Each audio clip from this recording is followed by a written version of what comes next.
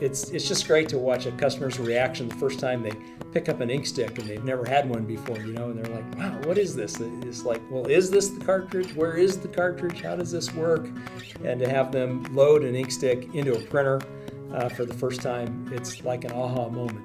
This was really a breakthrough technology in our minds, and a lot of us had put a lot of hard effort into this in the late 80s and early 90s.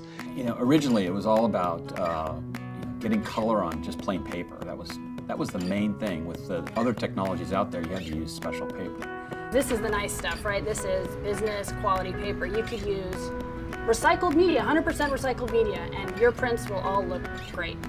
If things are complex, then they become expensive for the customer. We try to find the simplest way to make any other component that goes into our solid ink. Because we don't have cartridges, we don't have to pay for that manufacturing, we don't have to pay for that shipping. Our 8870 printer has color for the price of black and white. And this technology was designed from day one to be a color printing technology. We've never had a black and white solid ink printer. A lot of thought went into how we would utilize the technology, what the customer interface would be, and we could have made this ink into powder or balls or pellets. The model that we used was a stapler, which was basically you could open the stapler, you drop in the staples, you close it. Everybody knew how to do that. One of the things that I hear the most about is our ink load system and how we put consumables into the printer. I've actually heard that some customers fight over who gets to add ink to the printer next. That's cool. Like, that's what makes your day, when someone looks at it and goes, this is awesome, what is this? And you're like, this is what I do. This is my job, is I make this. So we've evolved from a small operation where everything was done by hand to now a highly automated, very large factory which makes all the world's supply of solid ink for Xerox. Having the manufacturing of the ink here in Wilsonville lets us manage the quality. They seem like simple crayons, but in reality, we've invented molecules. I probably invented 5,000 molecules and maybe about 700 dyes. We had a vision, even from the early days, that we would have solid ink on the desktop up through production. And it took us a few more years than I would have liked to have seen, but we have that today. We're up to 2,000 pages a minute, and we haven't really gotten anywhere near the theoretical limits of how fast solid ink can go.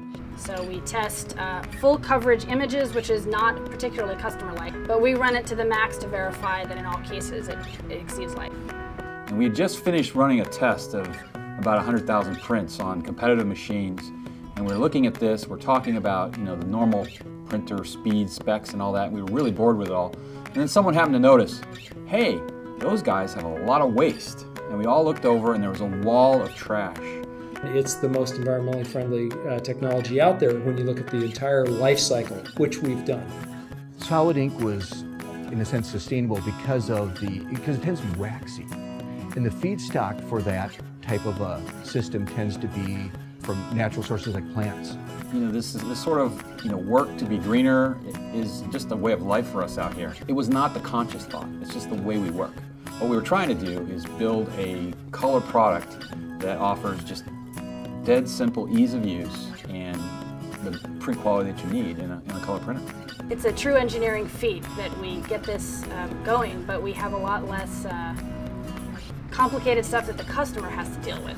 That's where I get a lot of my energy, even going forward after all these years, is seeing things shipped, knowing customers are using our products and they're solving real world problems, and people are actually productively using the stuff that we work on so hard.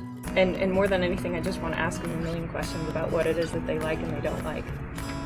See if the things that I enjoy about solid ink are the same things that they do.